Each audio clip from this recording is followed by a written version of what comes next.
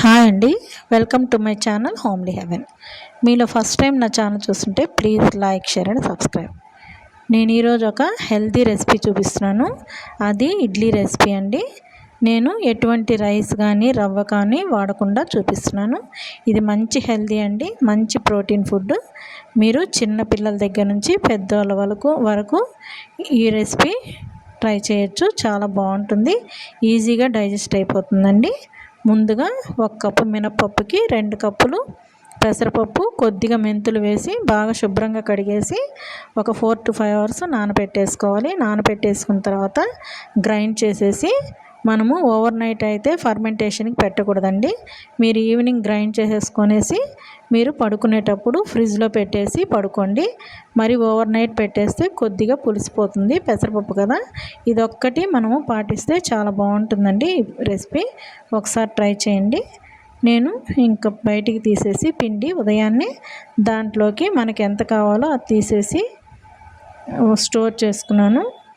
తర్వాత నాకు ఇప్పుడు ఇడ్లీలకి ఎంత పిండి కావాలో దాంట్లో కొద్దిగా వాటరు, కొద్దిగా సాల్ట్, కొద్దిగా దోసల సోడా వేసేసి ఇలాగ కలిపేసుకొని ఇడ్లీ ప్లేట్లకి కొద్దిగా ఆయిల్గా గ్రీస్ చేసుకున్నానండి. తర్వాత చిన్నగా వేసేసుకుంటే సరిపోతుంది. మరి పెద్దగా వేసుకోకండి. ఇలాగ చిన్నవి వేసుకుంటే మనకి సాఫ్ట్గా బాగా స్మూత్గా బాగా వస్తాయండి. ఇది వేడిగా సర్వ్ చేస్తే చాలా బాగుంటుందండి. చల్లారితే కొద్దిగా అంత టేస్ట్ అనిపించవు. అందుకోసం అనేసి వేడిగా సర్వ్ చేయండి, చాలా బాగుంటాయండి. ఇది చాలా సింపుల్గా అయిపోతుంది. మనకి ఈవినింగ్ డిన్నర్కి అయితే చాలా మంచి రెసిపీ అని చెప్తానండి ఇది. ఎందుకంటే ఈజీగా డైజెస్ట్ అయిపోతుంది, మంచి ప్రోటీన్ ఫుడ్ కూడా ఇది. చిన్నపిల్లలకు కానీ పెద్దవాళ్ళకి కానీ ఎటువంటి వాళ్ళకైనా ఇది నైట్ టైమ్స్ డిన్నర్లోకి పెడితే మంచి డైజెషన్ అవుతుంది. కాబట్టి ఇది మంచి రెసిపీ అండి, ఒకసారి ట్రై చేయండి. ఇలాగా ఇడ్లీలన్నీ వేసేసుకొనేసి ముందుగా వాటర్ పెట్టేశాను నేను ఇడ్లీ ప్యాన్లో. తర్వాత ఒక 5 to 10 minutes మీడియం ఫ్లేమ్లో పెట్టేశాను.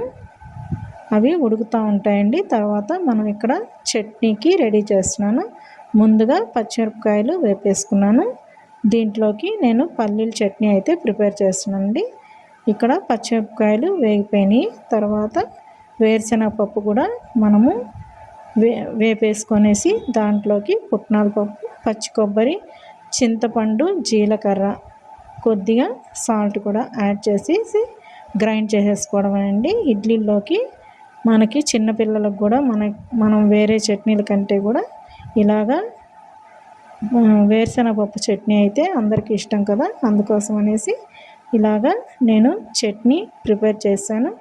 దాంట్లోకి తాలింపు కూడా పెట్టేస్తున్నానండి.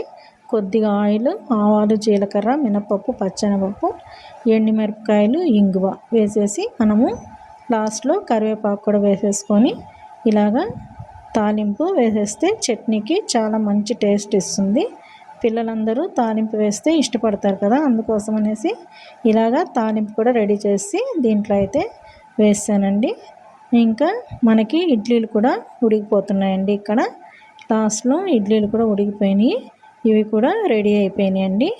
ఇవి కొద్దిసేపు అయిన తర్వాత వేడిగా తీయకుండా కొద్దిసేపు మూత తీసి ఒక 5 minutes అయిపోయిన తర్వాత వేడిగా ఉండేటప్పుడే ఇడ్లీలు తీసేస్తే సాఫ్ట్గా ఉంటాయండి. కొద్దిగా ఆరిన తర్వాత వేడంతా పోయిన తర్వాత తీస్తే కొద్దిగా గట్టిగా అనిపిస్తాయి. అందుకోసం మనము ఇడ్లీలు ఎప్పుడు వేడిగా తీసేయాలి.